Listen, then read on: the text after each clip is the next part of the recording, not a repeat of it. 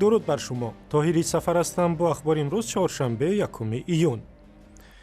بنا به گزارش ابوداوود، یک جنگجوی تاجیک در عراق که از طریق شبکه‌های اجتماعی به دولت تاجیکستان تهدید میکرد در آن کشور ناپدید شده است. همسفان او در شبکه‌های اجتماعی نوشتند بعد شروع عملیات نیروهای دولت عراق برای بازپس گرفتن شهر فلوجه از دست گروه دولت اسلامی در ماه می و بمباران موضع‌های جنگجویان ابوداوود یا پرویز عبدالرحمنوف بیدرک است و زنده یا مرده او را تاکنون پیدا نکردند.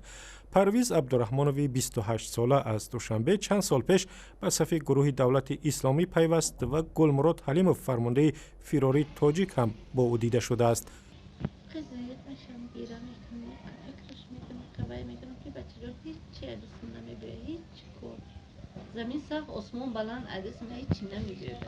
مقامات تاجیکستان روز یکم ایون به رادیو آزادی گفتند اطلاع گرفتند که از مرگ ابوداوود شهادت می‌دهد، اما تایید این خبر از منابع مستقل امکان ناپذیر است.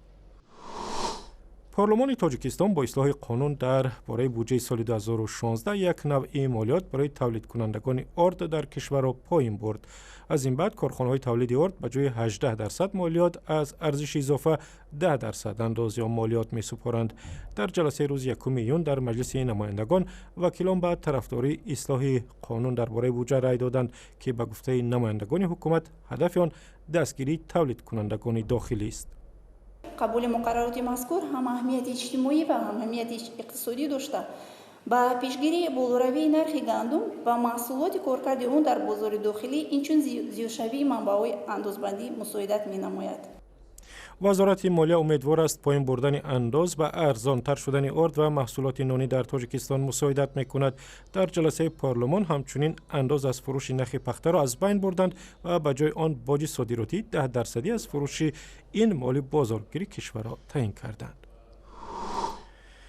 و ضمناً قیمت سوزشواری از جمله بنزین در تاجیکستان اندک بالا رفته است.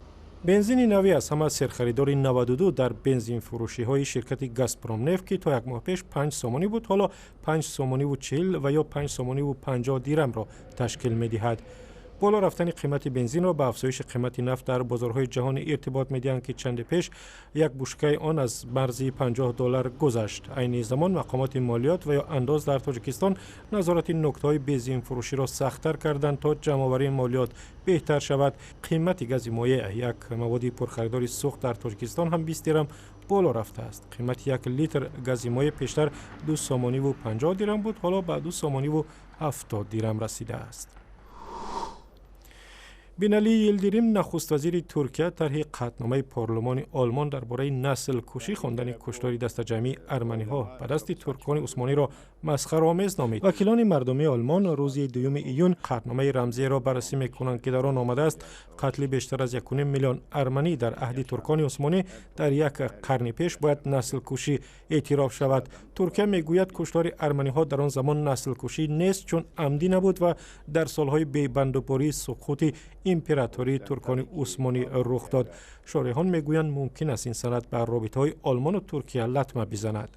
در کوتاه مدت ممکنه یک نوع تنش‌های سیاسی به وجود بیاد. آقای اردوغان و نخست وزیر ترکیه آقای بینالی یلدریم تهدید کردند که ممکنه به تنش بیشتر موجب بشه، ولی که این هم باید توجه داشته باشیم که اقتصاد ترکیه شدیداً وابسته به آلمان هست. 3 میلیون کارگر ترک در آلمان زندگی میکنن که اینها پولهاشون رو به ترکیه میفرستن.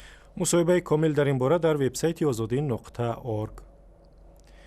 در شهر دوشنبه در یک همایش به حضور صدها کودک و نورس روز بین المللی حفظ کودکان را تجلیل کردند. در باغ کودکان در یکی از محله‌های مرکزی پایتخت در این روز بازی‌های ورزشی و ذهنی محفل‌های کودکانه صورت گرفت و مصوره‌ها و هنرهای دستان شاگردان مکتب‌های پایتخت به نمایش گذاشته شد. در چاره‌بینی امروزه که بخشیده به روز بین‌المللی حفظ کودکان راه‌اندازی گردیده بود، زیاده از 5000 نفر کودکان و نورسان پایتخت که به‌واسطه تعلیم گیرندگان مؤسسه‌های تعلیمی شهر دوشنبه میباشند اشتراک فعالانه داشتند. در تاجیکستان تقریباً 3 میلیون نفر و یا بیشتر از 35% اهالی کشور را کودکان و نورسان تا 15 ساله تشکیل می‌دهند. در سراسر جهان سر از سال 1954 روز بین المللی حفظ کودکان را تجلیل می‌کنند و درباره مشکلاتشان صحبت می‌کنند. چند پیش از این بنیاد کودکان سازمان ملل گفت که خرج کم و حفظ اجتماعی نامناسب کودکان از جمله در تاجیکستان مانع رشد جسمی و عقلانی کودکان در کشور می شود. و اخبار و ویدیوهای بیشتر در وبسایت ما، در صفحه‌های آزادی در فیسبوک، توییتر و یوتیوب و هم زمینه رادیو آزادی برای تلفن‌های همراه.